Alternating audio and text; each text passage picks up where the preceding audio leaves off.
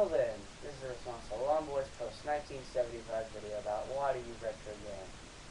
Anyway, hi lawnboy. Nice video you made there. Anyway, I'm going to be explaining why I retro game and how I got started in the first place. Years ago, back in 2001, there was like this real, like I used to be a PC gamer. Like when I was a really little kid, I didn't know what consoles were until I was like 5 or 4. And I was like, I didn't know what a console was until 2001. And I was like, what's that thing? I went over to a friend's house and I played Super Smash Brothers, Super Mario 64. And he said, oh, it's my N64. And I was like, whoa, that's really cool. You can play video games on your TV? And then I went to my dad and said, hey Dad, I want to get an N64 for Christmas. And to my surprise, I got a GameCube, and I did not know what the fuck a GameCube was. It had just come out then. And I was like, wait a minute, what the fuck's a GameCube? I asked for a 64, and he was like, oh, the 64 is outdated now, the GameCube just came out. And I was like, no. I was pissed for like a minute or two, and then I discovered games like Mario Sunshine and stuff like that. Anyway, after that, I played my GameCube till about, I played PC games and GameCube games about equally for like about a month. And after that, I just really got into my GameCube a lot. And around 2006 or so, 2005 or 6, whenever the GameCube started to kind of fade out, I was still playing the shit out of that thing. And for all the games that I couldn't, and for all the cool games that were coming out that I couldn't get on GameCube, I was getting on PC. And it was like it until around 2007. I was scratching my head like, why isn't anything coming out on GameCube anymore? But all this stuff's coming out on the PC. And then I realized, wait a minute. Since 2005, the Xbox 360 has been out. And since 2006, the PlayStation 3 and Wii have been out. So I was like, fuck, I'm left behind. Anyway, what kind of got me started in retro gaming was around 2002, my dad actually went out to a flea market. I think it was a flea market. He bought a 64 with a bunch of games, being Smash Brothers, Mario 64, Kirby 64, and a bunch of really good games. As well as GoldenEye even. Hell, I was pretty young when I played that. And I still have my original copies of Mario 64 and Smash Brothers. Smash Brothers is in fucking terrible condition. Anyway, it's around 2006 or so. It sparked my. Around 2006 or 7 or so. I discovered that not that many good games are coming out nowadays. Not really anything that interests me besides Valve, because I'd always loved Valve. Ever since I was a kid, I had Half-Life. And anyway,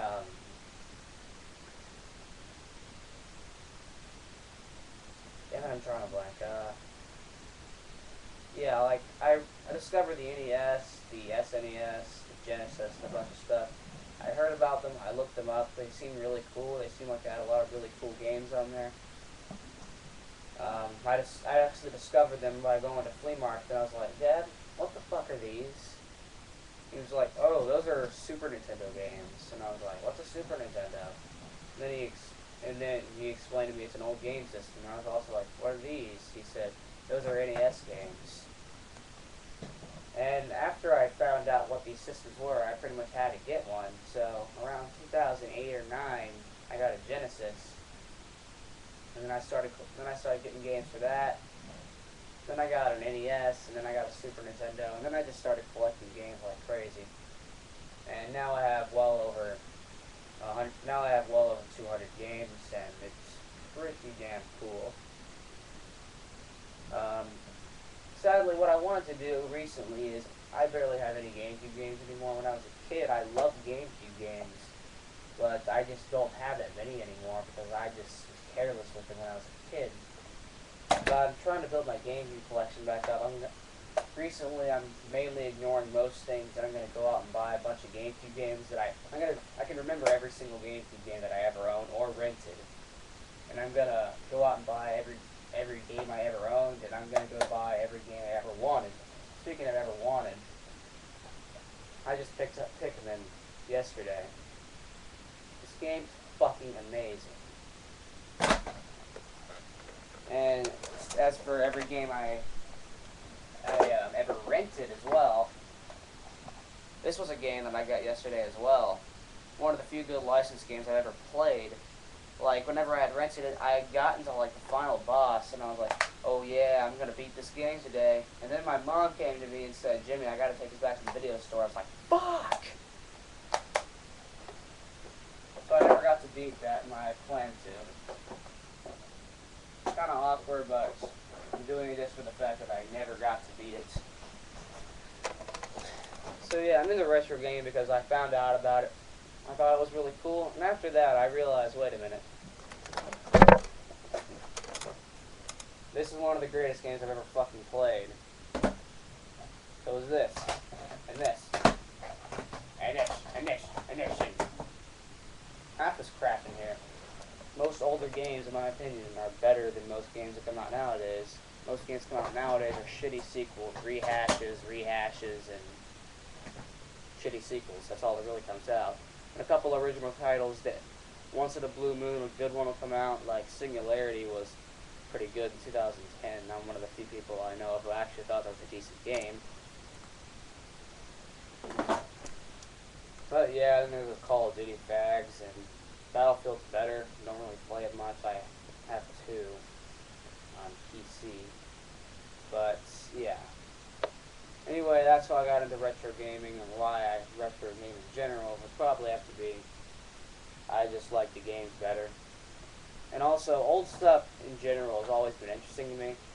I like to find out about stuff that was before my time. It's really cool. In my opinion, I've always been kind of a...